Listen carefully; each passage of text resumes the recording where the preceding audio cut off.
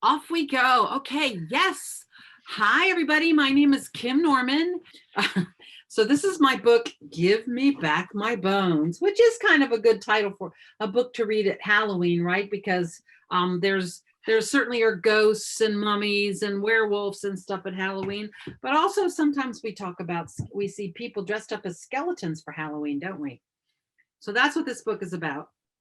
It's sort of a skeleton at the bottom of the ocean.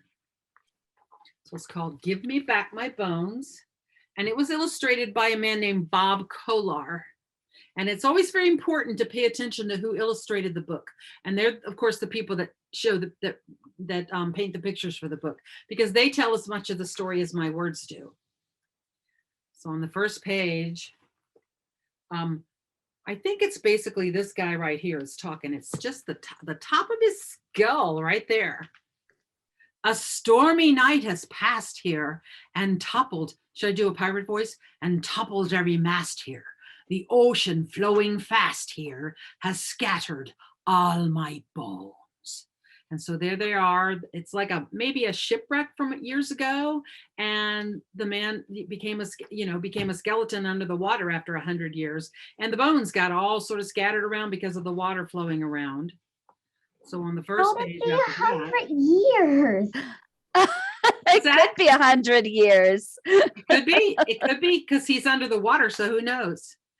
Help me find my head bone, my pillowed on the bed bone, the pirate's flag of dread bone.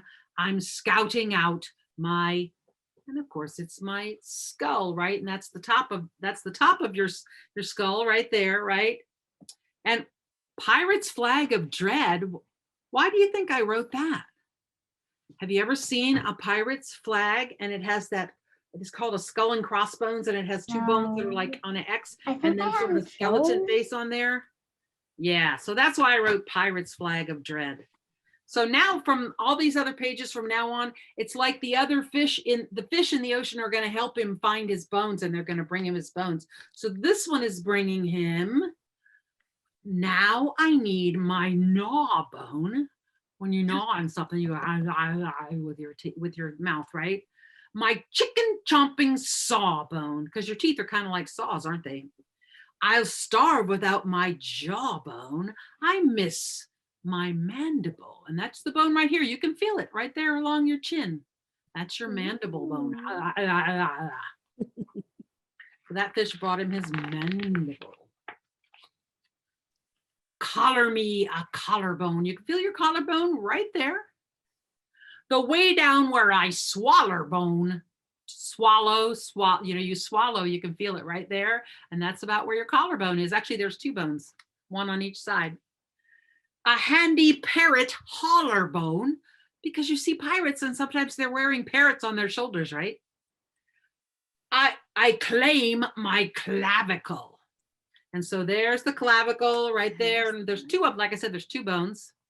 And it looks like the little seahorse is helping him find his clavicle. And also you can see right there, sometimes on the pages, we see sort of piratey things. And so right there we see like a pirate's earring, I think, that he has also been found at the bottom of the ocean. Give me back my breastbone, the center of my chest bone. And you can feel it right there. It feels kind of hard. And if you tap on it, it makes your voice bounce around. That's the center of your chest bone. The hold my ribs, the best bone. There's the ribs. Return my sturdy sternum. And that's your sternum. And you can feel it right there. Makes your voice sound funny. Oh, and there, of course, is another pirate thing. That's one of those little spy glasses that they look out of when they're standing on the ship. Who can spot my shoulder blade? You can't really touch, I can sort of touch my shoulder blade back there. And it's sort of triangle shaped. And you can see it right there in the clamshell. There's two of them, and he's going to have to find it in the clamshell. My shrugging jacket holder blade, because your jacket sits on your shoulder blades, right? My shiver when I'm colder blade. Oh, scapula, come back. And there it is. I love those fat little puffer fish. Aren't they cute? Do you see that compass Oh, yes, you're good. You're right. Yes, The good compass. finding. Good eye. There's a compass there. You're right. It looks That like was something what the I was pirates gonna used say to. too. Oh, I I'm love this so page. glad you So- saw it. There's so many fish on that page. the bones look like shark teeth. Oh, they kind of, you're right. They look They like big, do or a like little. fins even. Shark fins are shaped like that too, aren't they? Find my upper arm bone. There it is. Can you feel it? Right there, under your muscle.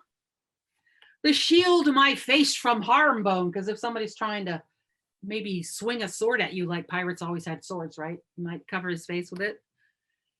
The armpit of alarm bone. I just think armpits are really funny. So if you wave your arms, you got your armpit of alarm bone. I hanker for my humerus. So there's, and we see two of them on the page, don't we? Right in there among all those big silver fish. His humerus bone.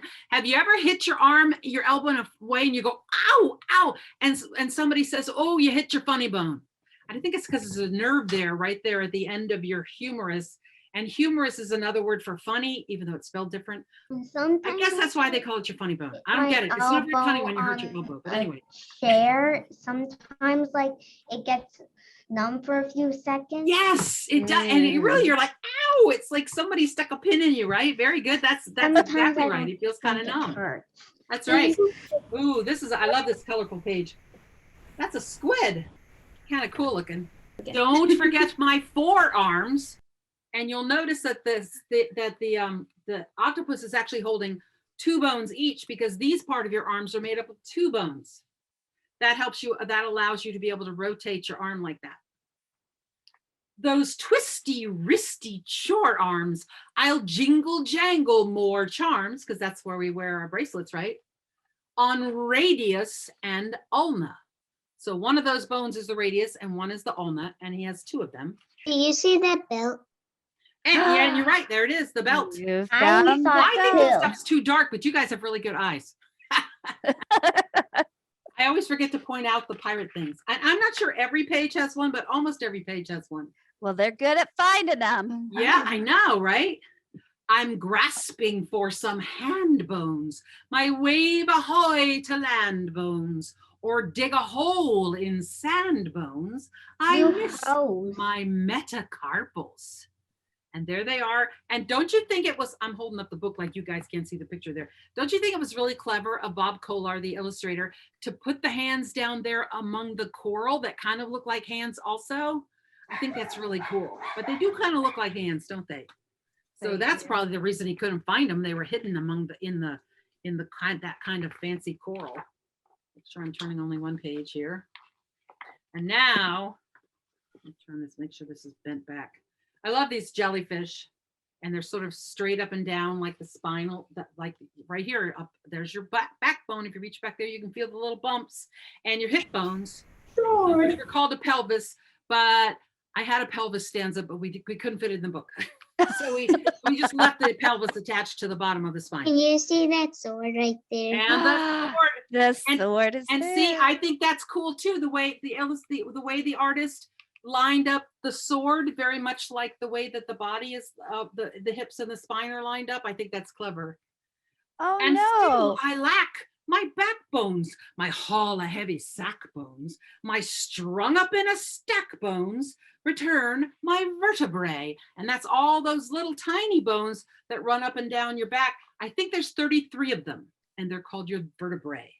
And then at the bottom is your hip bone, which in the rhyme, I called it my potato chip bone, because I think hip bones look like potato chips. But that didn't make it into the book. But I liked it, so I always tell everybody. Next, I need 2 thigh bones. And this is one where I'm not sure there's a pirate thing hidden on. Oh, yes, there is, right there in the middle. There's the anchor to the ship, right? Next, I need 2 thigh bones, those top of leggy high bones, and you can slap them, those strapping, spry bones. Has someone seen my femurs? And of course, there's 2. By the eel. Has anybody ever seen an electric eel? They are the coolest thing. Here's the orange. This is my favorite page because orange is one of my favorite colors, and I love this octopus. So he's going to help him find the bones on the lower part of your leg, which are called your shin bones. And like the upper arm bones, there are 2 of them. But here's something funny that you may notice about this. He's found the shin bones here, but you don't see any other bones on the page because a lot of times pirates have peg legs. So he had to find the shin bone and then he found the peg leg because pirates, I don't know, for some reason, they're missing half a leg and so they get a wooden leg and it's called a peg leg. I'm sunk without my swim pins, my peg leg popping. This one is a real mouthful. Slim pins, those gangplank walking shin twins called tibia and fibula. So there's those 2, but like I said, the other one's just a piece of wood. He only has 1 pair of swim pins. And on the next page, I think this one might have something hidden for the pirate. Well, maybe not.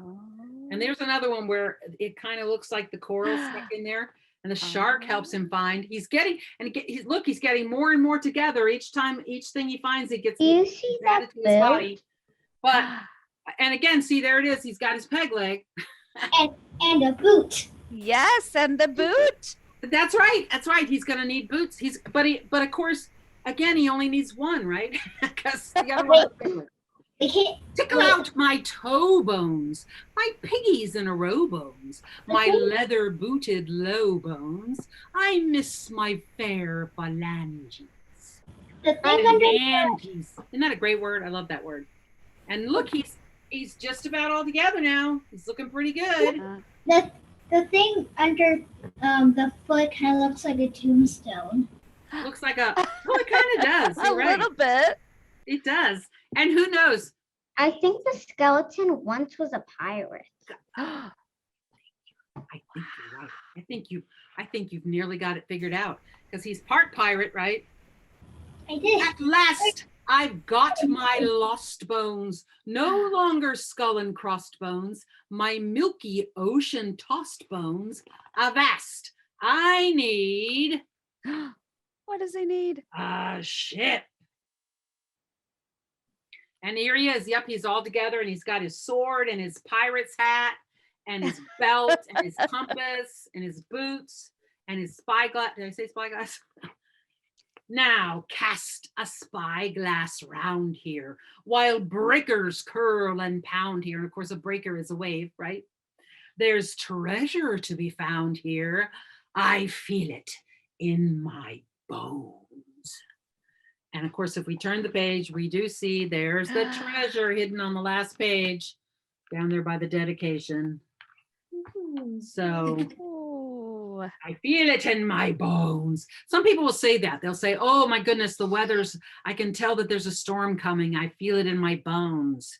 You said old people tend to say that, not young people. And there he is all, and one thing I love about this book is at the beginning, he's all scattered. These are what's called the end papers. And then at the other end, it's all put together. Cool. And in fact, the book, when it has the dust jacket, it's like a poster, actually. You can hang up a poster of the pirate. He may be a skeleton. I think he's a skeleton on one side, and I don't know. Or maybe, I don't know. No, I think he's a skeleton on the poster with all the bones labeled. And then in the book, he's a dressed up, well, as dressed up as skeleton pirates ever get. Oh, what a great question.